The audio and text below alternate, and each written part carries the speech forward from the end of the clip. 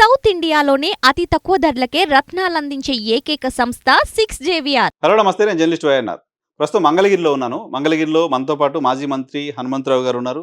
హనుమంతరావు గారి కోడలు ఇక్కడ మంగళగిరి నుంచి వైసీపీ అభ్యర్థిగా బరిలో ఉన్నారు. హనుమంతరావు గారితో మాట్లాడదాం. సార్ నమస్తే. ఎందుకు మీరు కాకుండా మీ కోడలు? మా కోడలు అంటే మరి నాకు ఏజీ కొంచెం తిరగటం, ప్రజలను కలవటం కొంచెం ఇబ్బందికరంగా ఉంటుంది అనే ఆలోచనతో ముఖ్యమంత్రి గారు మీ కోడలు అయితే చిన్నమ్మాయి కదా, భవిష్యత్తుకు కూడా బాగుంటుంది, ప్రజలకు సేవ చేసే అవకాశం ఉంటుంది, ఆ అమ్మాయిని తీసుకురండి అని చెప్పి అడిగాడు. అడిగిన దాని మీద సరే ఏదైనా మరి భవిష్యత్తు ఉండోళ్ళు కావాలి కదా అనే ఉద్దేశంతో జనరేషన్ కావాలి కాబట్టి అవకాశం ఇచ్చారు. ఇక్కడ అంత ఈజీ కాదు గెలవడం. నారా లోకేష్ ఈసారి 50,000తో గెలుస్తాడని తెలుగుదేశం పార్టీ చెప్తున్న మాట. ఏంటి వైసీపీ గెలవడానికి ఉన్న అడ్వాంటేజ్లు ఇక్కడ? ఇప్పుడు వైసీపీ గెలవటం అనేది రాష్ట్ర వ్యాప్తంగా కూడా ముఖ్యమంత్రి జగన్మోహన్ రెడ్డి గారు తీసుకున్నటువంటి కార్యక్రమాలు ప్రధానంగా ఉన్నాయి. ఒకటి, తర్వాత ఆయన పేదరికాన్ని నిర్మూలన చేయాలి, రాష్ట్రంలో విద్యా వైద్యాన్ని ప్రజలకు అందించాలి. ఇవి కూడా ఏ ప్రభుత్వాలు చేయలే, ఏదో చేసుకుంటూ వెళ్ళినాయి అంతే. అవసరాలకి తగిన విధంగా బ్యాంకుల నుంచి రుణాలు ఇప్పించేవాళ్ళు, అంతకు మించి అవసరాలకు తగిన విధంగా పరిపాలనా విధానం వారి చేతి దగ్గరకు వెళ్ళాల.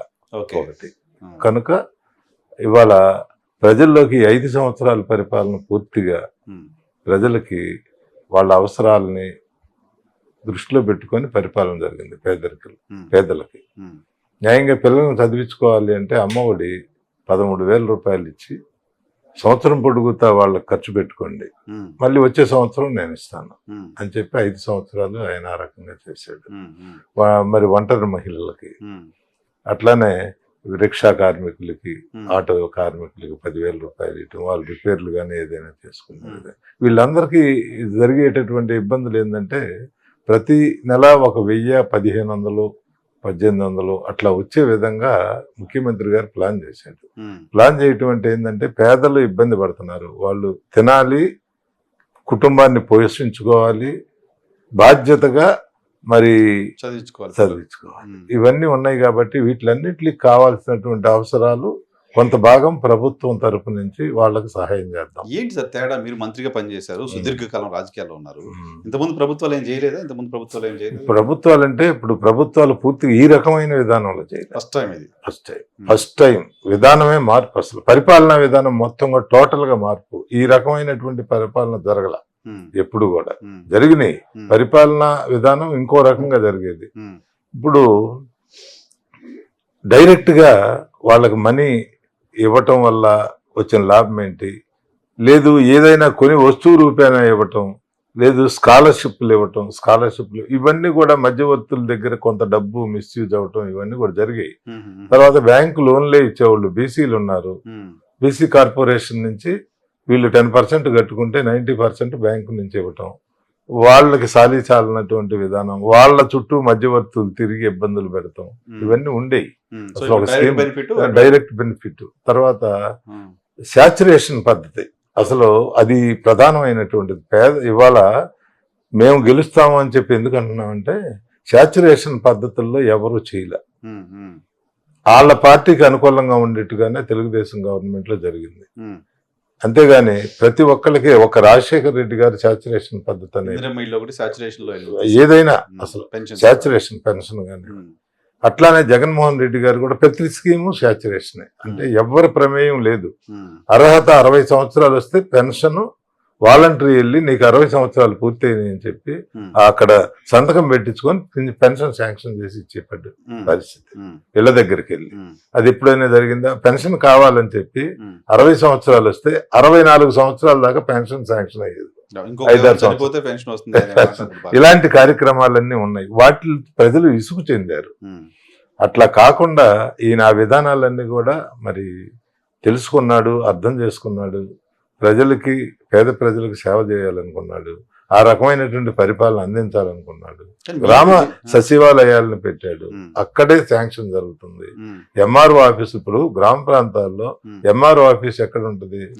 ఒక మండల ఆఫీస్ ఉంటుంది.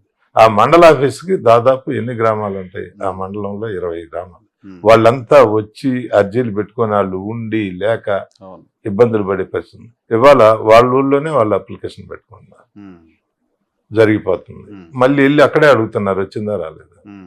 వాళ్ళు దానికి సమాధానం చెబుతున్నారు 2-3 రోజుల్లో వాళ్ళకి. సో మీరు రెవల్యూషనరీగా చేస్తున్నారు, ఇంతకుముందు ఎవరు చేయనట్టు చేస్తున్నారు కానీ తెలుగుదేశం పార్టీ విధ్వంసం చేస్తున్నాడు అని చెప్తాను. ఇప్పుడు విధ్వంసం అనే మాట వాళ్ళు వాడటం ప్రజలు నమ్మరు అసలు. ఎట్లా నమ్ముతారు? విధ్వంసం అనే దానికి అర్థం చెప్పాలి. విధ్వంసం అంటే ఏంటి? ఏదైనా వ్యవస్థను నాశనం చేయటం, అంతే కదా. అసలు అలాంటిది ఇట్లా కాకుండా ప్రజల దగ్గరికి వెళ్ళి పనిచేస్తే, క్రియేట్ చేసి ప్రజల దగ్గరికి వెళ్ళి పనిచేస్తే విధ్వంసం అంటే ప్రజలు నమ్మరు. ఇలాంటి మాటలు వాడకూడదు అసలు.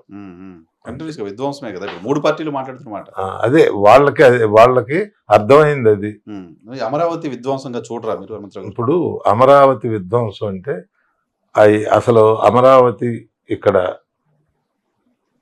రాజధాని అమరావతి 20 కిలోమీటర్లు, ఇవాళ మంగళగిరిలోకి 22 కిలోమీటర్లు వెళ్ళాలి రాజధాని బిల్డింగ్ దగ్గరికి వెళ్ళాలి. అంత లోనికి వెళ్ళాల్సిన అవసరమే ఉంది. ఇప్పుడు రోడ్డు, ఇప్పుడు నేషనల్ హైవేలు ఉన్నాయి, బైపాస్ రోడ్లు ఉన్నాయి. అంత దూరం వెళ్ళి ఈ టౌన్లు పెంచడం ఇవన్నీ కూడా కొన్ని ప్రజల్లో మైనస్ పాయింట్లు ఉన్నాయి. ఇప్పుడు రైతులు నష్టపడ్డ మాట వాస్తవం. రైతులకి న్యాయం జరగాల్సినటువంటి అవసరం కూడా ఉంది. అందుకనే ఇంతవరకు కూడా 10 సంవత్సరాలు, 5 సంవత్సరాలు, 10 సంవత్సరాల వరకు వాళ్ళకు కౌలిచ్చే విధానాన్ని ప్రవేశపెట్టాడు. ఏదైనా రేపు గవర్నమెంట్ మారిన తర్వాత ఏ రకమైనటువంటి నిర్ణయం తీసుకుంటాడో వేచి చూడాలి. అంతేగాని ఇవాళ విధ్వంసం చేశాడు అనే దానికి విధ్వంసం చేసే అవకాశమే లేదు. దాని గురించి కూడా ఆలోచించాల్సినటువంటి అవసరం ఉంది. ఖచ్చితంగా ముఖ్యమంత్రి గారు ఆలోచిస్తారని చెప్పి కూడా. గడిచిన ఎన్నికల్లో లోకేష్ ని గెలిపించడం కోసం మీరు చాలా కష్టపడ్డారు, సాధ్యం కాల. ఈసారి లోకేష్ ని ఓడించడం కోసం కష్టపడబోతున్నారు. అంటే ఒకటి, ఇప్పుడు ఆ పార్టీ పని చేసినటువంటి విధానాన్ని బట్టి ప్రజలు గెలిపిస్తారు, అంతే. ఎప్పుడైనా ఆ పార్టీ విధానాలు ప్రజలకు నచ్చలేదు కాబట్టి ఓడించారు. మేం చేసిన ఉపయోగం ఏముంది? ఇవాళ కూడా పార్టీ జరిగినటువంటి విధానాలన్నీ కూడా గొప్పగా ఉన్నాయి కాబట్టి ప్రజలకు చేరువలో ఉన్నాయి, ప్రజలు సంతోషంగా ఉన్నారు. పేద వర్గాలంతా కూడా సమాజంలో 80% పైన పేదవాళ్ళు ఉన్నారు. వాళ్ళ కోసం ప్రభుత్వాలు పనిచేయాలి, ఆ విధానాన్ని తీసుకున్నారు కాబట్టి మేము కూడా ఖచ్చితంగా ఎవరు ఏమిటి అపోజిషన్ లో ఎంతటోళ్ళు ఉన్నారు అనే ఆలోచన అనేది మాకు ప్రత్యేకంగా లేదు. కారణం ఏంటంటే ఈ నియోజకవర్గంలో మొట్టమొదటి నుంచి ఉన్నాం, మీరు ఉండాలని చెప్పి ఆయన అడిగాడు, ఉన్నాం. అంతేగాని వాళ్ళకు కొత్త గాని మాకు కొత్త కాదు ప్రజలతో. అందుకని మేము పెద్దగా ఆలోచించుకోవాల్సిన తెలియని వాళ్ళు కాదు.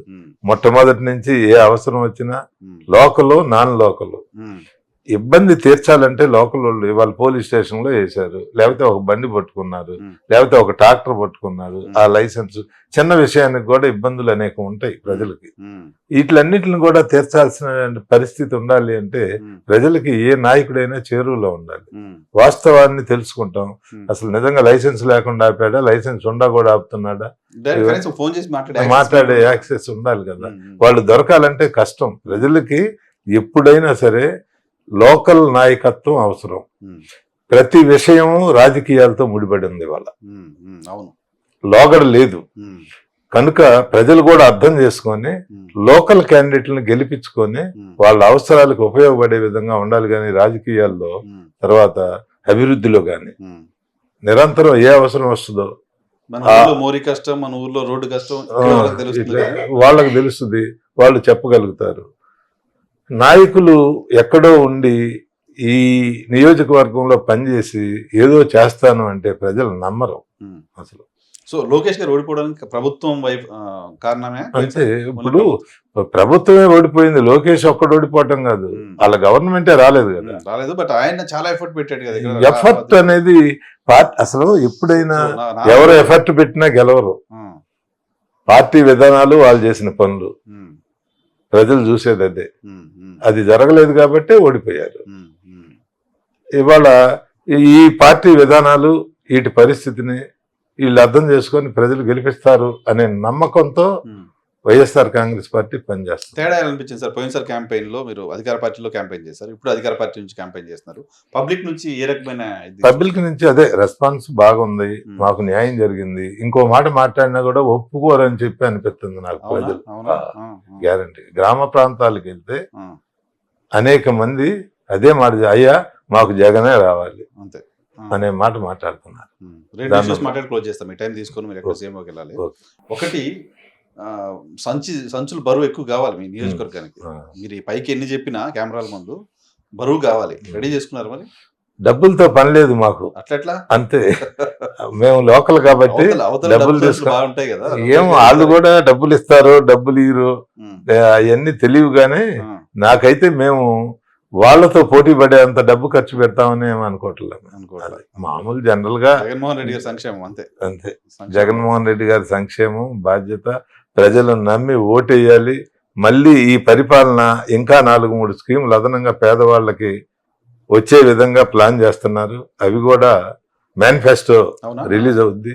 ఆ రిలీజ్ అయిన తర్వాత ఇంకా కొంత పేదవాళ్ళకి న్యాయం జరిగే విధంగా మేనిఫెస్టో ఉంటుంది. సంక్షేమ పథకాలు, పరిపాలనా విధానం, ఇవన్నీ కూడా ప్రజలు చూస్తున్నారు కాబట్టి న్యాయంగా ఖచ్చితంగా వైఎస్ఆర్ కాంగ్రెస్ పార్టీ ఈ రాష్ట్రంలో గెలుస్తుంది. మంగళగిరి నియోజకవర్గం కూడా మెజార్టీతో గెలుస్తాం, అందులో ఏ రకమైన అనుమానం లేదు. అందులో ఏం అనుమానం లేదు. ప్రజా బలం ఉంది మాకు, అంతే. ఇంకా వేరే ఇంకొక మాట చెప్పాలి, ప్రజా బలం ఉంది, పార్టీ అండదండలు ఉన్నాయి, పార్టీ చేసిన పనులు ఉన్నాయి, ప్రభుత్వ విధానాలన్నీ కూడా ప్రజలకు చేరువైనాయి. ఇవన్నీ ఉన్నాయి కాబట్టి బలమైనటువంటి పార్టీగా ఈనాడు ప్రజల ముందుకు వెళ్తున్నాం. మీ దగ్గర మీ నియోజకవర్గానికి సంబంధించి ఇంతకుముందు ఇన్ఛార్జిగా ఉన్న చిరంజీవి గారిని ప్రకటించారు, ఇప్పుడు ఆయన మార్చి మీకు ఇచ్చారు. ఉన్నారా బాగానే గొడవలు? ఆయన కూడా మాకేం గొడవలు లేవు. ఆయన వెనకాల ఇప్పుడు ఆయనకి ఇన్ఛార్జి ఇచ్చినప్పుడు మేమందరం కలిసి తిరిగాం. ఇవాళ ఆయనకి మరి మార్పు చేసి అధిష్టానం నిర్ణయం తీసుకుంది. నిర్ణయం తీసుకున్నప్పుడు ఆయన కూడా పార్టీలో పనిచేస్తున్నారు. వస్తున్నారా, కలిసి తిరుగుతున్నారా? గొడవలు ఏం లేవా? ఏ రకమైన గొడవలు? అందరినీ ఒక తాటిపైకి తీసుకొచ్చారు. అంతే, ఖచ్చితంగా అందులో ఏం అనుమానం లేదు. అందరం కలిసే పని చేస్తాం, వేరే విధానాలు ఉండవని చెప్పి. Right sir, thank you very much. నమస్కారం.